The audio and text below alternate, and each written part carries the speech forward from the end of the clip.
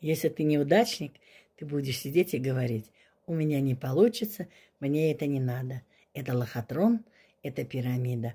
А людям, которые хотят жить хорошо, достойно, рассчитаться со своими долгами, кредитами прежде всего, помогать своим детям, внукам, они цепляются за каждую соломинку, чтобы найти для себя какой-то дополнительный доход и быть независимым, и жить достойно, в достатке.